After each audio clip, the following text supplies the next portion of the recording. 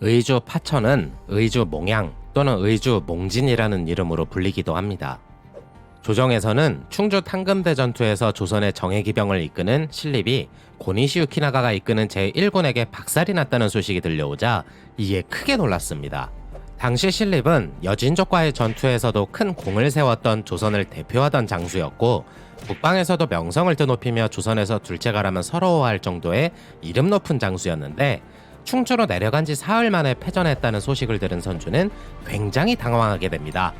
더불어 충주가 함락됐다는 파발이 올라오자마자 왜군이 경기도에 진입했다는 소식을 들은 선조는 아연실색하며 대진들을 소집, 파천을 논의하게 됩니다.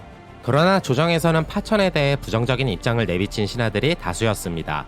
자신들이 나고 자라난 조선 땅에서 조상들이 물려주고 간 땅을 버려두고 떠난다는 것은 이치에 맞지 않다고 여겼으며 오랑캐들에게 나라를 빼앗길 것이라는 불안감에 어찌할 바를 모르며 굉장히 혼란스러워했습니다. 하지만 다들 마음속으로는 이 시국을 피해 도망치고 싶었던 마음들이 분명 있었을 것이나 누구 하나 먼저 총대를 메고 입 밖으로 내는 사람이 없었는데 만약 그랬다간 대신들의 먹잇감이 되어 지탄을 받게 되면 정계에서 탄핵이 되거나 유배를 갈 게 뻔했기 때문이었습니다.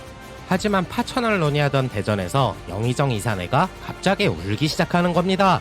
앞서 21화를 보셨다면 이해가 빠르시겠지만 정열입의 모반 사건으로 인해 동인들이 서인들로부터 대거 숙청당하게 되는 기축곡사가 일어나게 되고 이후 세자 건저 문제로 인해 동인들이 복수의 칼을 갈며 서인들을 대거 숙청하게 되면서 좌의정 정철이 유배를 가게 되었는데 이 정철을 어떻게 처리를 할지를 놓고 동인이 또 나뉘게 되면서 북인과 남인이 되었다고 말씀드렸었습니다. 그 북인에는 강경파 이사내, 남인에는 온건파 류성룡이 대표적 수장이었는데 당시 북인 대표로 있던 이사내가 정철을 강력하게 처벌해야 된다고 여론을 밀어붙여 결국 정철이 유배를 가게 되었고 서인 처벌에 대한 싸움에서 강경파인 북인이 승리, 집권 여당이 됩니다.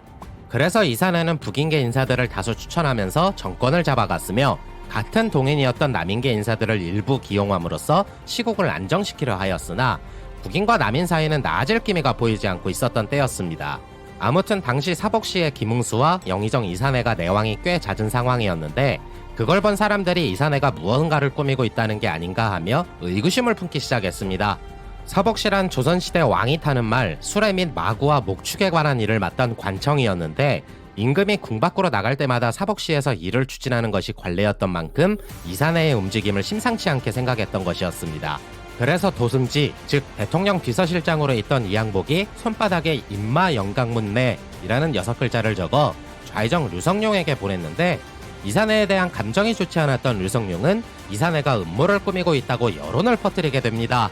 그리하여 대신들이 나서서 영의정 이사내가 나라를 어지럽히고 있다고 하여 파직시킬 것을 청했으나 선조는 듣지 않았고 대성통곡하던 이사내가 과거 외세의 침입에도 왕이 피신하여 후위를 도모한 사례가 있으니 파천을 강력하게 주장하게 되자 이 소식을 들은 나머지 대신들은 영의정 이사내에게 나라를 버렸다고 비판하게 됩니다. 결국 선조는 작심한 듯 파천을 선언하며 어디로 갈지 신하들에게 물으니 도승지 이항복은 의주에 가서 어가를 멈추고 사태를 관망하고 있다가 어려운 상황에 빠져 힘이 없어지고 조선 팔도가 오랑캐들에게 모두 함락이 된다면 즉시 명나라로 넘어가 위급함을 호소해야 한다면서 중국과 가까운 의주로 피난할 것을 건의하게 됩니다. 그리하여 그렇게 결국 선조는 곧바로 파천길에 오르게 됩니다. 그런데 어가의 피난 행렬에 일부 백성들은 돌을 던지거나 물건을 던지며 피난 행렬을 방해했으며 궁궐의 내관, 궁녀, 관료들에게도 비난을 하기 시작했습니다. 더불어 어가가 떠난 뒤 백성들과 노비, 광대, 서울 등은 궁궐에 불을 지르며 자신들을 버리고 떠난 왕과 조선에 대한 분노를 표출하기에 이르렀습니다. 이때 호조에 있던 노비 문서와 호적이 상당수 화재로 전소돼 왔으며 일부 공노비들은 자신의 신분, 호적을 날조하거나 종전 후 다시 신고하는 식으로 노비에서 벗어나는 경우도 생기게 됩니다. 아무튼 임진강을 건너면서 일본군의 추격을 늦추기 위해 나루터를 부수며 개성에 도착해 잠시 머물다 평양에 다시 도착해 피난길에 병사한 신성군을 대신해 광해군을 세자의 책봉, 조선 정부를 둘로 나누는 분조, 즉 광해군을 중심으로 하는 임시정부를 만들게 됩니다. 그리고 당시 선조는 수도를 평양으로 정하는 천도를 계획했다가 대신들의 반대로 무산이 되었고 이후 의주 행궁에 도착해서는 명나라로 망명할 계획을 세우고 임진강을 건너 요동으로 갈 것이라며 지시를 하면서 명나라에 사신을 보내 망명 허락까지 받았으나 또 대신들의 반대로 무산됩니다. 한편 아무도 없는 한양에 무혈입성한 고니시 유키나가는 굉장히 당황스러워하게 됩니다.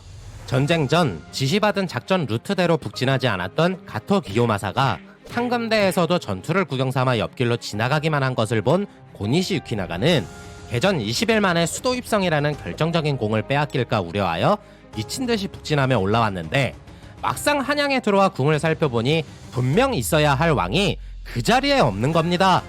일본 전국시대에는 사방팔방이 적으로 둘러싸여 있으니 적의 수도를 함락시킨다는 것은 곧 승전을 의미했는데, 수도를 함락당한 영주는 다른 곳으로 달아날 수 없었기 때문에 보통 할복으로 최후를 마칠 수밖에 없었습니다.